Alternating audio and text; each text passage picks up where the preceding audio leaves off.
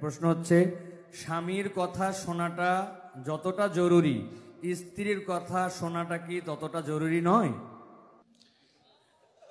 স্বামীর কথা যতটা শুনবেন, স্ত্রীর কথাটাও কি ততটা শুনবেন কিনা? দেখুন, পৃথিবীতে ফ্যামিলি ব্যবস্থাপনা ইসলামে একটা আছে, আর এর বাইরে পশ্চিমাদের আরেকটা আছে।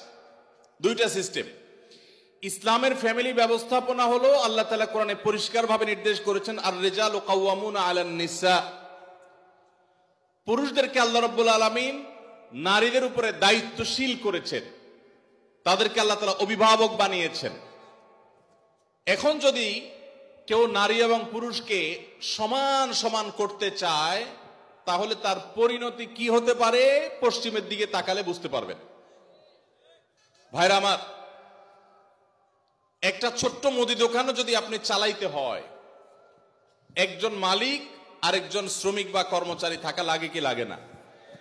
দুইজনই মালিক, সমান সমান শেয়ার, দুজনই দোকানটা পরিচালনা করে, দোকানটা ঠিক মতো চলবে? কারণ সকাল বিকাল গন্ডগোল বাঁধবে, ঠিক না বেঠিক? এভাবে কোনো দোকান যদি না চলে, তাহলে একটা সংসার কখনো সুষ্ঠুভাবে চলতে আপনি কাউকে না কাউকে অভিভাবক মানতেই হবে। হ্যাঁ, এর মানে এই না যে অভিভাবক যা খুশি তা করতে পারে, জুলুম করতে পারে, অন্যায় নির্দেশ দিলেও সে অধিকার আছে, সেটা ইসলাম বলে না, কখনো বলে না। ভাইরা আমার, আজকের পৃথিবী নারীদেরকে সমান অধিকার দিতে বলে, ইসলাম ন্যায্য অধিকার দিতে বলে। ইসলাম কি দিতে বলে? সমান দিলে সব সময় সমতা হয় না, ন্যায্য দিলে সব সময় সমতা, ন্যায্যতা, যেটা যৌক্তিকতা, সেটাই হয়। আল্লাহ আমাদেরকে বুঝার তৌফিক দান করুন।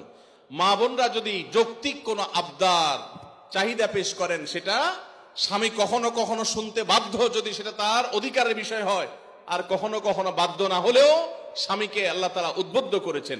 নবী করিম সাল্লাল্লাহু আলাইহি সাল্লাম তার স্ত্রী আমাদের মা আয়েশা রাদিয়াল্লাহু তাআলা আনহাকে খেলা দেখতে নিয়ে গেছেন। আম্মা জান আয়েশা রাদিয়াল্লাহু আনহা এই হাদিস বর্ণনা করার পরে বলেছেন, ফাকদুরু কদরাল জারিয়াতিল হাদিসাতি সিন্নি আল হারিসাতি আলাল্লাহ বে। ও দুনিয়ার পুরুষেরা, যুবকেরা, স্বামীরা, শুনে রাখো, আল্লাহর নবী সাল্লাল্লাহু আলাইহি সাল্লাম নবী হওয়ার পরও, এত ব্যস্ত মানুষ হওয়ার পরও, তিনি তার স্ত্রী হিসেবে আমি যখন তার কাছে খেলা দেখতে চেয়েছি, তিনি নিয়ে গেছেন। যতক্ষণ পর্যন্ত আমি নিজে বিরক্ত হয়ে উঠে না আসি, ততক্ষণ পর্যন্ত নবী সাল্লাল্লাহু আলাইহি সাল্লাম বসেছিলেন, আমাকে নিয়ে আসেন নাই, বলেন নাই আয়েশা চলো আর কত দেখবা, এটা বলেন নাই। অতএব তোমরা তোমাদের কম বয়স্ক যে সমস্ত স্ত্রীগণ আছেন, তাদের বিনোদনের প্রতি, আনন্দের প্রতি তোমরা খেয়াল রাখবে, এটা আম্মা জান আয়েশা বলেছেন। তাহলে বোঝা গেল, স্ত্রী যদি কিছু চায়, সেটা পুরো